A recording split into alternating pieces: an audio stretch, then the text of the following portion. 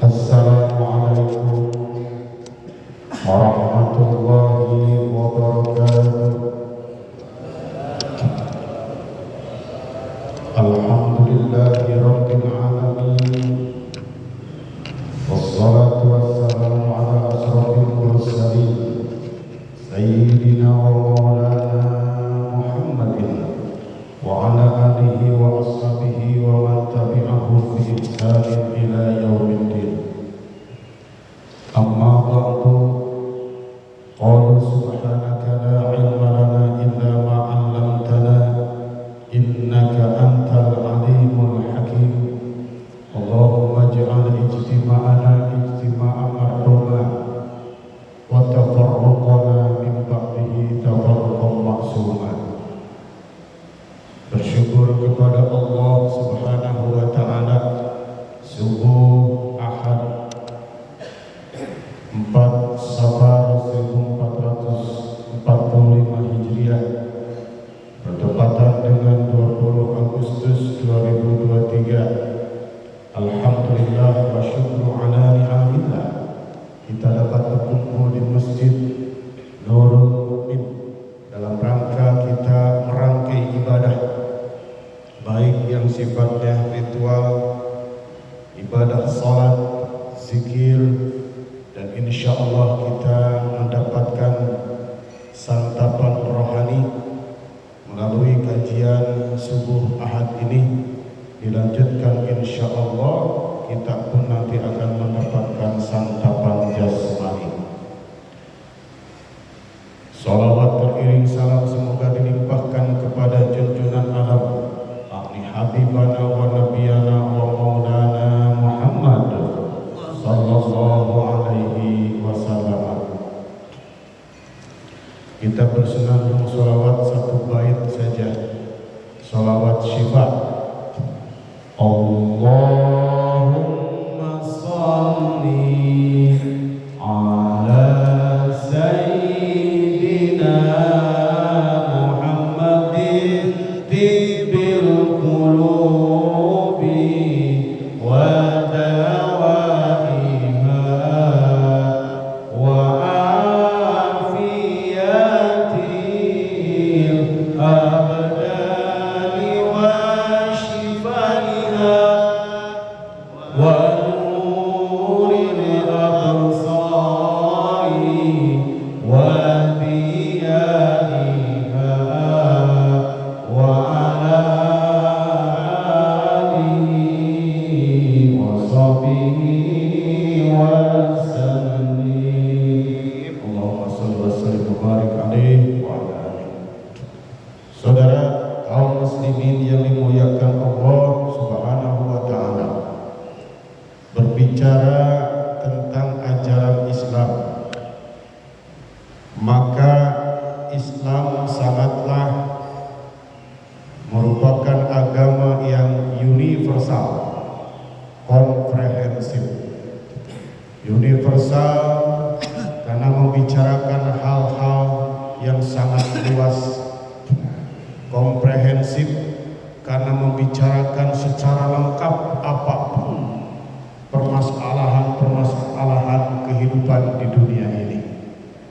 Tentunya salah satunya adalah Islam pun membicarakan tentang politik, tata cara mengelola negara, tata cara berpartisipasi sebagai warga negara.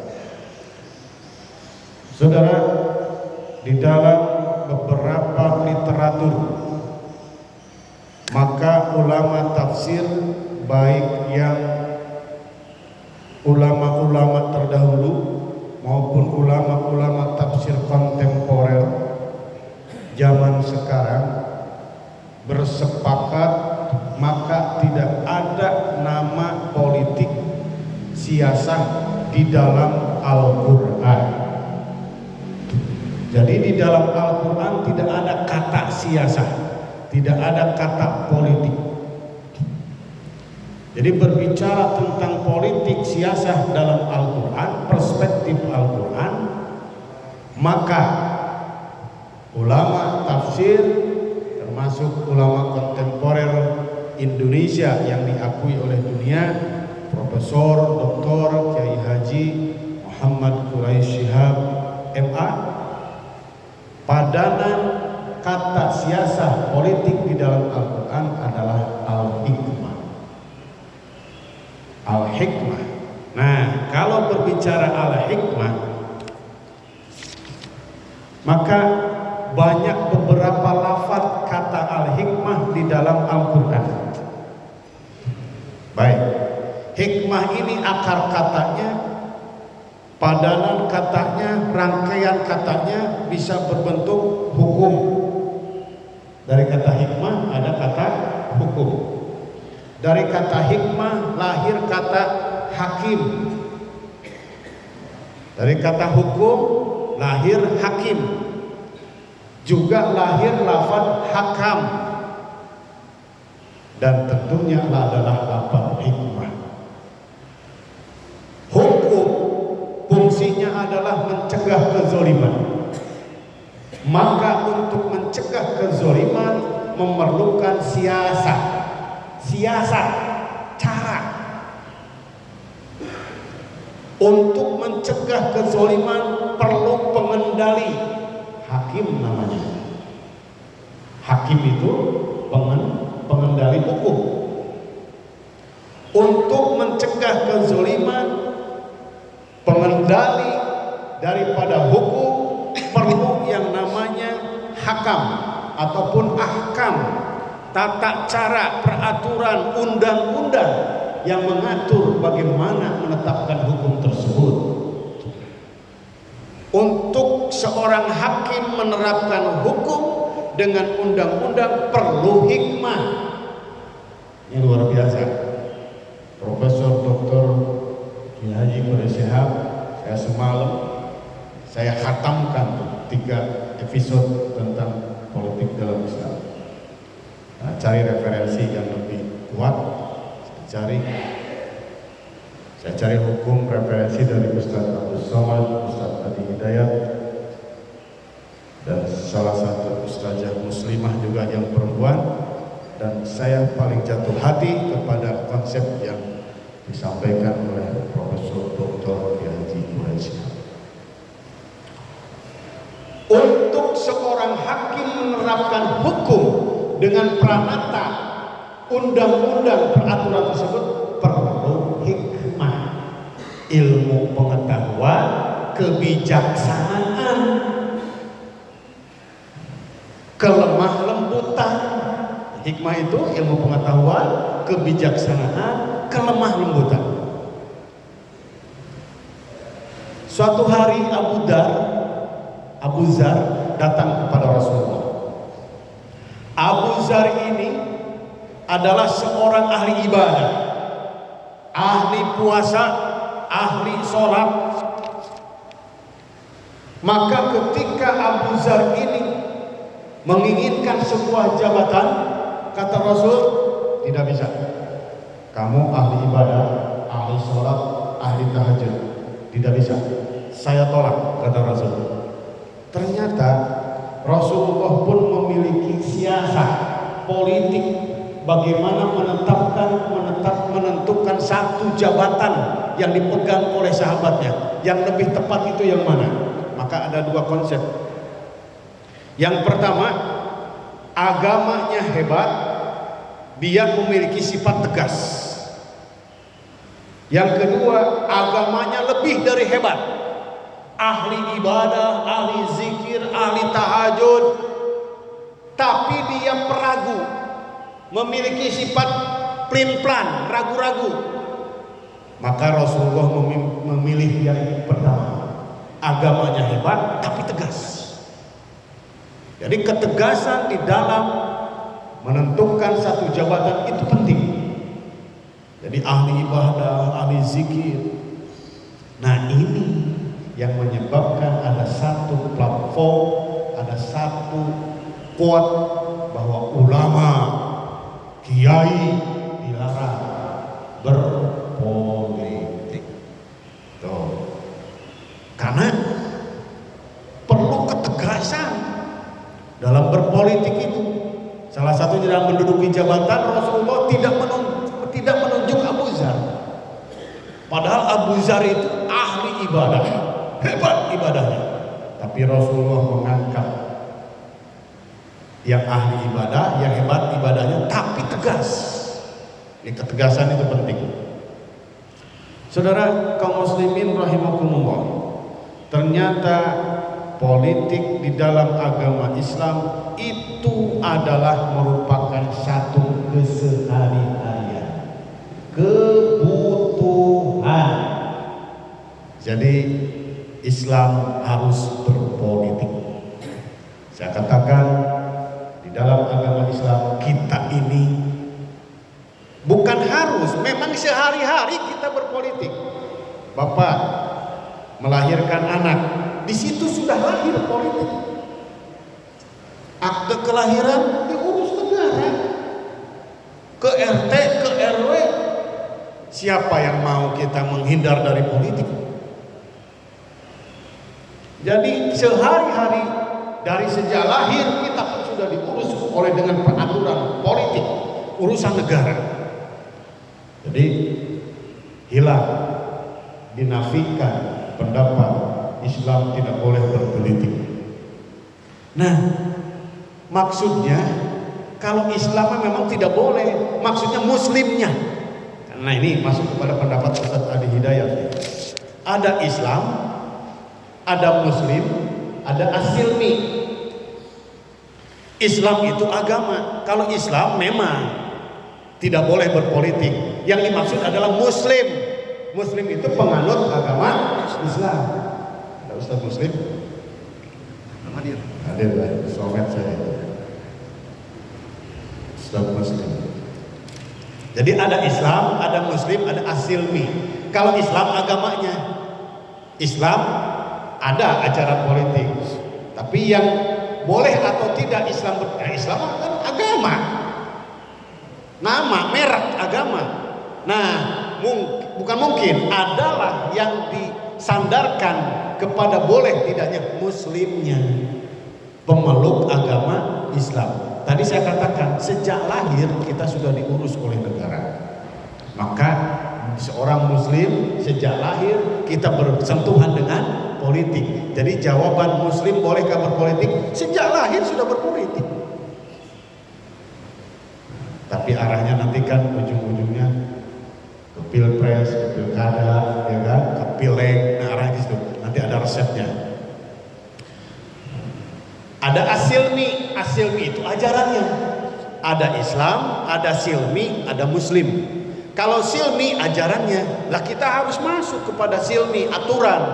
Ya ayyuhalladzina amanu dkhulu fis silmi kafah wala tattabi'u khutuwatis syaitan. Hei orang-orang yang beriman, masuklah kepada ajaran Islam secara kafah. Saudara kaum muslimin rahimakumullah, kembali kepada tadi. Padanan politik siasah adalah hikmah. Mana Al-Qur'annya? Surah An-Nisa ayat 105. Ada kata hikmah. A'udzu billahi minasy syaithanir rajim. Inna anzalna ilaikal kitaba bil haqqi litahkuma bainan nas nasi bima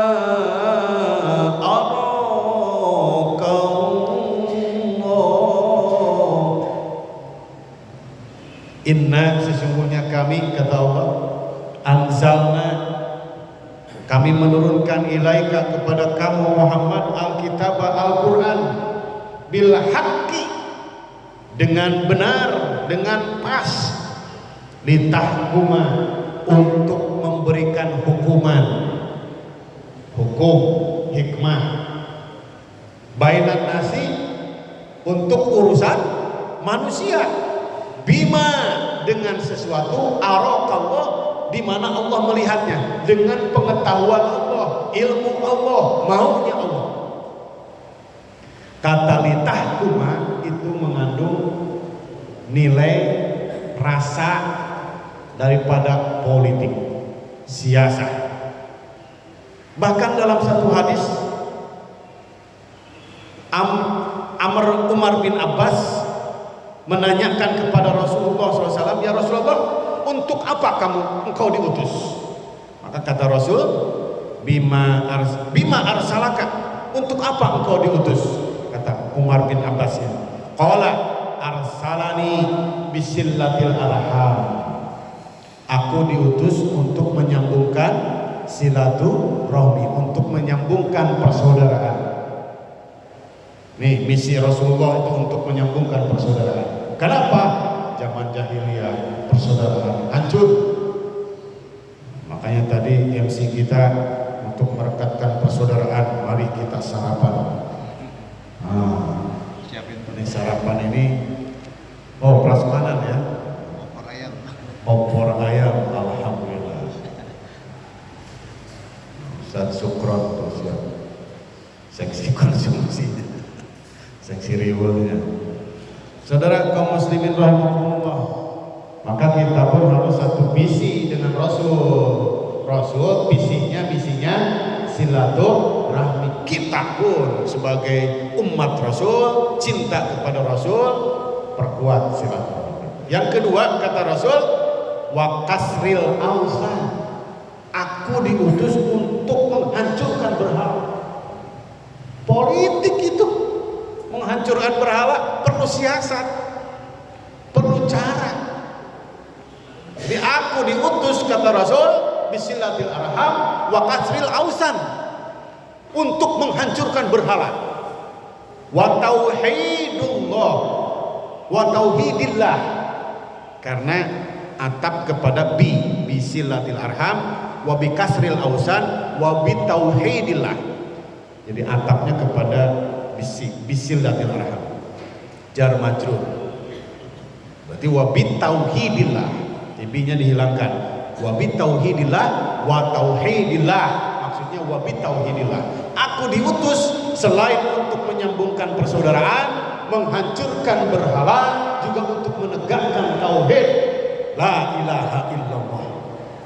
Bapak, memang ringan kita jihad menyebarkan agama Islam, menghancurkan berhala?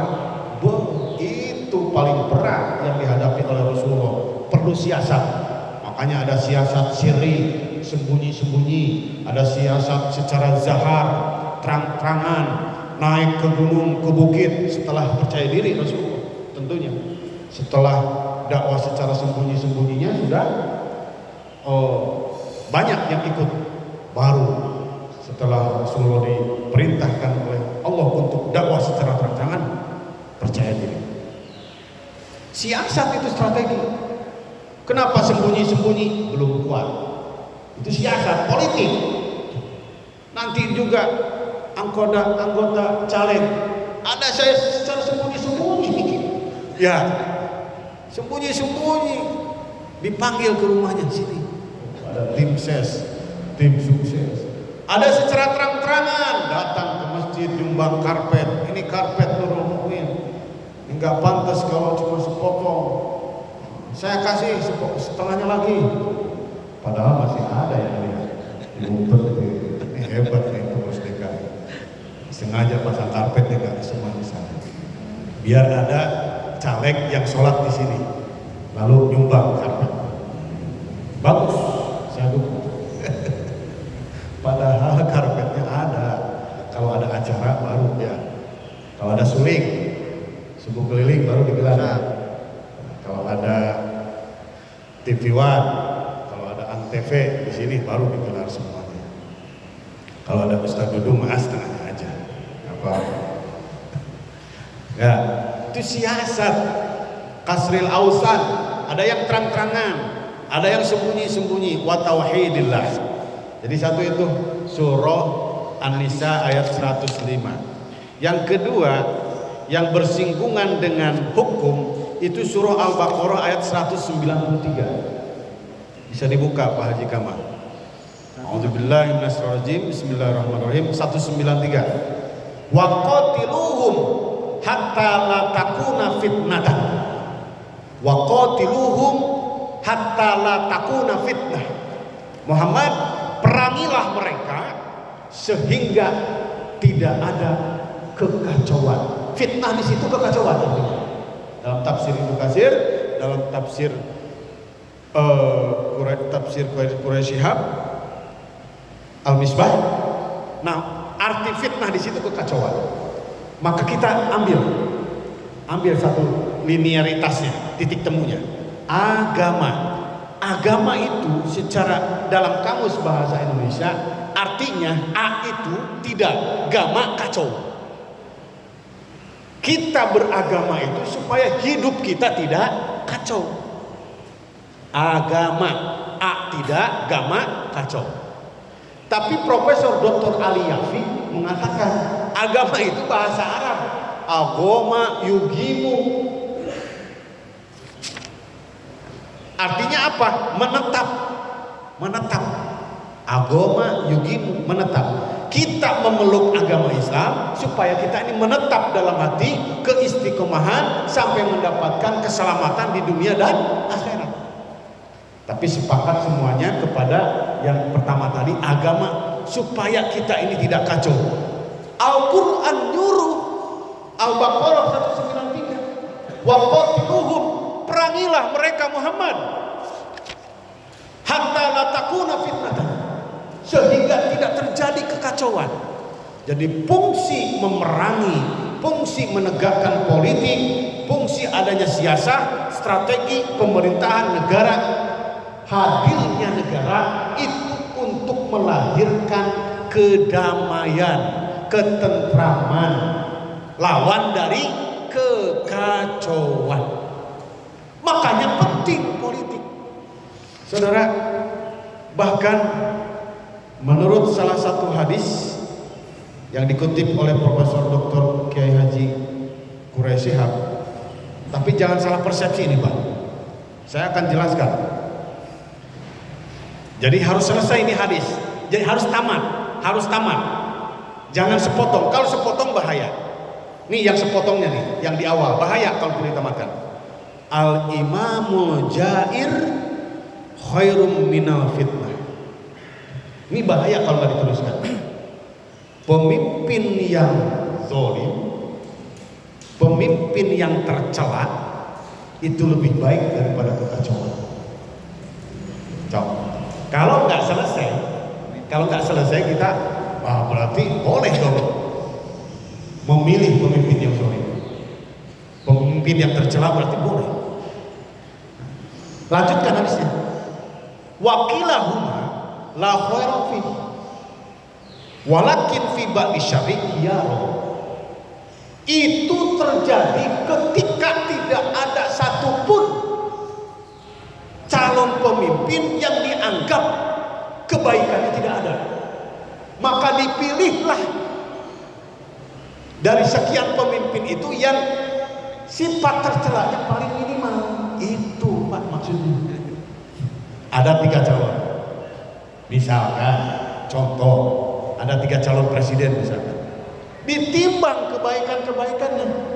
Saya yakin 3 calon itu pasti ada keburukannya. Manusia, fitrah, al-insan mahalul khoto wa nisyan. Manusia itu tempat lupa dan salah. Gak ada manusia yang super bersih, suci, gak ada. Maka sekalipun ada ketercelaannya, sifat buruknya, kejahatannya, kezolimannya, pilih yang kezolimannya itu yang paling minimal. Itu maksud hadis itu. Karena la khaira fi, nggak mungkin kalau tidak ada kebaikan, pasti ada kebaikannya. Walakin fi ba'di syarri khiyarun, tapi pilih-pilih mana yang apa istilahnya keburukannya lebih banyak, nah itu mah jangan dipilih. Saudara kaum muslimin rahimakumullah, saking pentingnya politik di dalam agama Islam, Rasulullah SAW dalam satu hadis menyebutkan, idza safaro ahadukum fi salasatin falyattakhid ahaduhum ra'isan lahu au kama qala.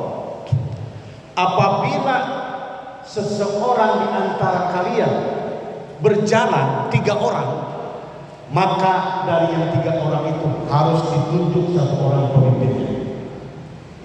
Saking pentingnya politik, siasat.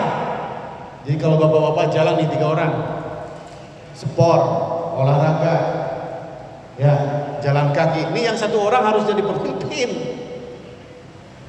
Mau kemana nih olahraga? Yuk kita ke alun-alun, Depok. Itu sudah menjalankan pemimpin. Politik itu sudah politik. Apalagi 270 juta warga Indonesia harus ada pemimpin. Ini hadis menunjukkan bahwa kita jangan golput. Jangan golput. 3 orang saja harus nunjuk, 1 orang sebagai pemimpin. Ini 270 juta harus kita pilih.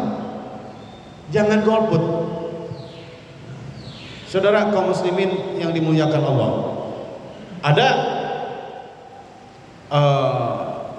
pendapat lain, alal mar'il muslimi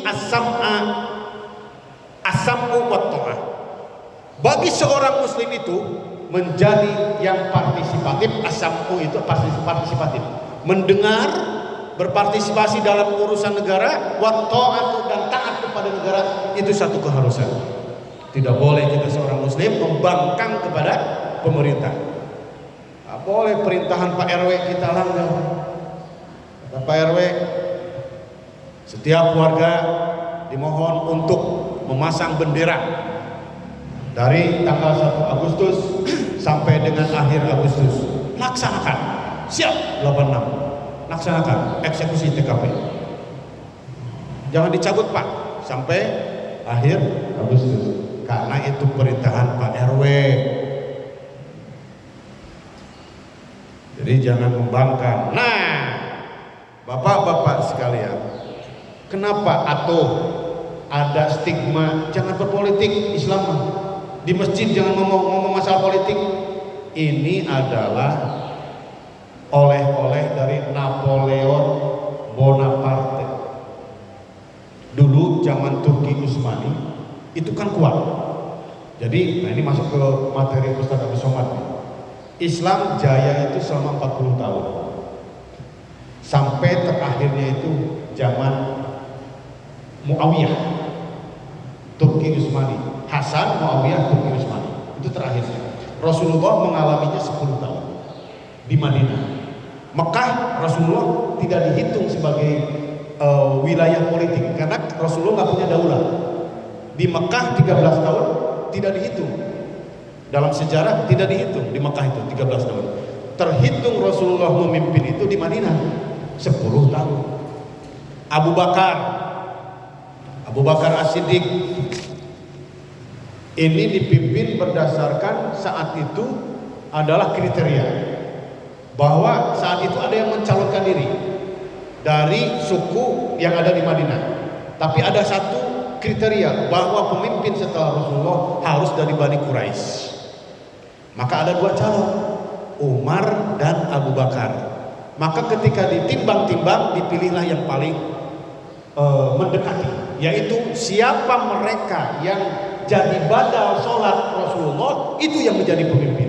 Karena pemimpin saat itu adalah imam. Imam saat itu adalah imam sholat. Imam sholat setelah Nabi Muhammad adalah Abu Bakar. Bahkan ketika Rasulullah terakhir, itu yang didaulat untuk menjadi imam itu adalah Abu Bakar As-Siddiq. Maka berdirilah Abu Bakar As-Siddiq.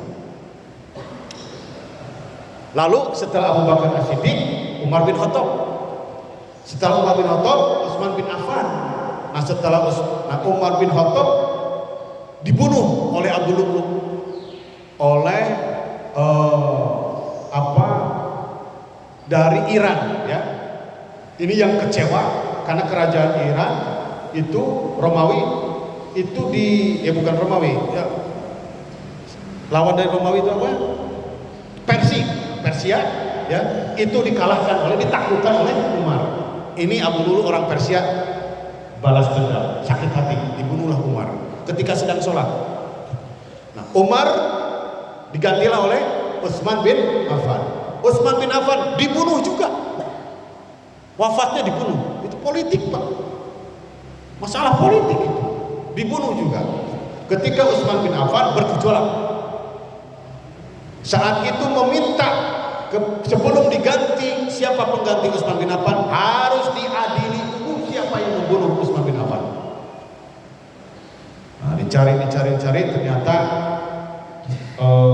ketemu dan digantikanlah setelah itu adalah Ali bin Abi Thalib. Ali bin Abi Thalib dibunuh juga. Meninggalnya itu dibunuh. Oleh siapa? Oleh Khawarij. Siapa itu namanya? Abdullah bin Abi Muljam. Siapa Abdullah bin Muljam ini? Penghafal Quran. Nah, di sini stigma politik bahaya itu di sini. Karena ada sejarah kelam, Pak. Ada sejarah kelam zaman dulu, zaman Ali bin Abi Thalib. Ali bin Abi Thalib dibunuh oleh Khawarij, di mana statusnya dia itu penghafal Quran. Karena dia dendam, benci kepada Ali bin Abi Thalib. Siapa Khawarij ini? Adalah orang yang keluar dari Ahlus Sunnah wal Jamaah. Ya, maka kita jangan keluar dari Ahlus Sunnah wal Jamaah. Yang garang-garang, yang kasar, yang bengis, itu Khawarij itu. Mudah-mudahan zaman sekarang tidak ada. Ya, diberantas nih yang kasar-kasar, yang bengis, yang menghalalkan darah muslim. Nah, itu keturunan Khawarij itu. Hati-hati. Nah, setelah Ali bin Abi Thalib, maka diturunkan kepada Abbasiyah, terus terakhirnya adalah Muawiyah, sampai ke Turki Utsmani. Itu sampai 40 tahun kejayaan. Setelah itu hancur. Napoleon Bonaparte maka memberikan paham-paham. Kamu negara luas, kamu wilayah luas, ngapain harus induk? Ngapain harus ikut dipimpin oleh negara Turki? Udah misahin diri aja. Akhirnya diprovokasi gitu ya. Akhirnya terpecah kerajaan itu menjadi kerajaan. Oh, di sini musim kerajaan. Di Indonesia itu di Aceh sudah menerapkan hukum Islam. Pertamanya di Aceh, Sultan Malikus Saleh. Yang kedua di Demak sudah menerapkan hukum Islam. Belanda masuk, maka hukum Islam, kerajaan Islam diberangus, digantilah dengan hukum positif, hukum kolonial sampai sekarang. Bapak Ibu hadirin rahimakumullah, saya ingin mengutip pendapat Abu Bakar As-Siddiq ketika pertama kali ditunjuk oleh jamaahnya untuk oleh sahabatnya menjadi pengganti Rasulullah. Apa khutbahnya? Ini khutbahnya. Abu Bakar As-Siddiq ketika terpilih menjadi pengganti Rasulullah SAW, apa yang dia bilang? Pertama kali, inna lillahi wa inna ilaihi raji'un. Beda dengan orang Depok. Ketika calon legislatif caleg kepilih, alhamdulillahirabbil alamin. Abu Bakar As-Siddiq kepilih, inna lillahi wa inna ilaihi raji'un. Ini milik Allah dan akan kembali kepada Allah. Kontradiktif ya Pak ya? Apa khutbahnya? Al qawiyyu fikum dhaifun hatta akhudal haqqu minhu. Kata Abu Bakar, kekuatan yang ada di antara kamu adalah kelemahan, sehingga aku mengambil hak untuknya. Maksudnya apa? Sebuah kekuatan itu akan menjadi lemah ketika hak-haknya itu tidak dipenuhi untuk mereka yang berhak untuk mendapatkannya. Jadi sebuah negara yang kuat itu lemah kalau rakyatnya tidak diberikan haknya. Hebat ya. Tidak tahu Abu Bakar As-Siddiq. Wa dha'ifu fikum qawiyyun hatta arudal haqq ilaihi. Dan sebuah kelemahan menjadi kuat ketika hak itu dipenuhi kepada yang berhak untuk menerimanya. Keadilan. Nah ini, saudara kaum muslimin rahimakumullah, oleh karenanya politik itu, siasah itu penting. Ikmalu ala makanatikum. Berperanlah kita dalam politik sesuai dengan kapasitasnya. Nah kita, Ustadz, saya bukan caleg, saya bukan RW, saya hanya warga biasa. Berperanlah sebagai warga biasa. Maka perlu adanya pilkada, pilpres. Masuk kepada tips memilih caleg dan pilpres. Mana? Nah ini bab terakhir nih Pak, cara memilih pilpres dan pileg.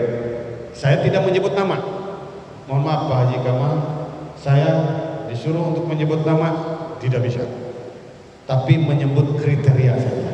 Silakan Bapak yang menerjemahkan, karena nggak boleh kampanye, saya kan bukan tim sukses juga. Apa dalilnya? Nih, supaya kita tidak menyesal 5 tahun, 10 tahun, bahkan seumur hidup. Jangan sampai anak cucu kita sekarang ini diwarisi hutang 28 juta satu orang dengan hutang negara yang kita miliki. Berat ya.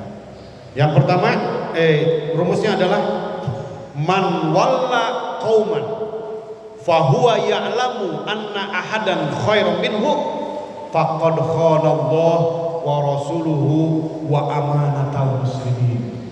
Ini udah simpel ini. Man, barang siapa, wala, yang menyerahkan kekuasaan, qauman, kepada kaum, kepada seseorang, wahua, dan dia tahu, ya'lamu, tahu, anna ahadan khairum minhu, bahwa ada yang lebih baik daripada yang dipilihnya, faqad khana, sungguh dia sudah khianat kepada Allah, wa rasulahu, dan sudah khianat kepada Rasulullah, wa amanatal muslimin, dan sudah berkhianat kepada amanat orang-orang Islam. Bapak-bapak, ibu-ibu memilih pemimpin yang dipimpin oleh kita ternyata lemah agamanya. Ternyata ada yang lebih bagus agamanya, lebih bagus ketegasannya, lebih bagus kehebatannya. Maka kita ini sudah dianggap khianat kepada Allah, khianat kepada Rasulullah, khianat kepada amanat-amanat muslimin. Silakan terjemahkan. Jadi kita harus memilih yang terbaik, dan harus yang terbaik dari segala sisi. Jangan hanya satu sisi. Jangan UUD, ujung-ujungnya duit. Nah, bapak-bapak, ibu-ibu sekalian, kama takununa yuwalla alaikum, seperti kamu berada sekarang, maka yuwalla alaikum, butuh kamu itu untuk diurus. Yuwalla, butuh, penting untuk berpolitik. Jadi politik itu penting. Nah, dalam politik bahasanya adalah as-siyasah. Orangnya sa'i. Sa'i itu dalam bahasa Arab sering diartikan supir, driver. Namanya supir harus tahu kemana arah tujuan. Namanya supir harus tahu mana lubang yang sering kecelakaan, mana area yang sering terjadi tabrakan, kecelakaan. Yang namanya supir harus tahu kapan mengisi BBM. Yang namanya supir harus tahu kelemahan kendaraannya. Itu supir. Jadi supir itu adalah simbol daripada politik. Ini Profesor Quraisyhab yang bicara. Jadi asyasa fa'ilnya as-sa'i adalah supir. Jadi Pak Jokowi ya, itu supir. Pak Heru itu supir. Pak Idris, Pak Kiai Idris itu supir. Pak Kiai Haji Idris harus tahu arah kemana di Depok akan dibawa. Sebentar lagi selesai. Ada namanya visi misi.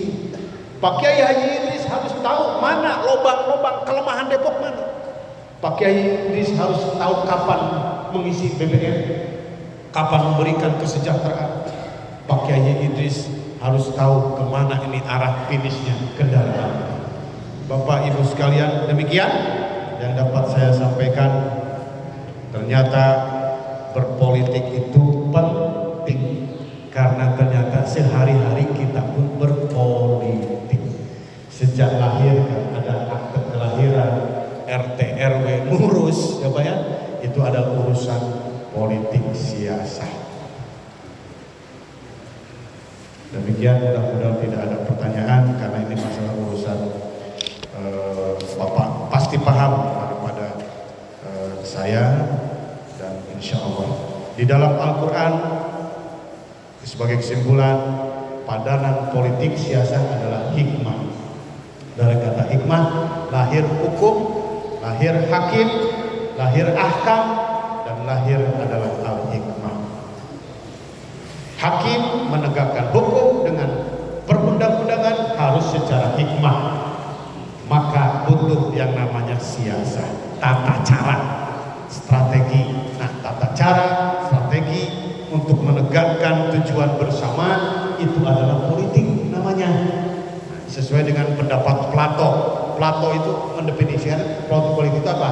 Usaha bersama untuk mencapai tujuan bersama. Itu saja. Karena Allah ajmain, khutbah wa qadar. Kita berdoa kepada Allah Subhanahu wa taala. Alhamdulillah 78 tahun kita merdeka. Insya Allah kita bisa mensyukuri nikmat ini.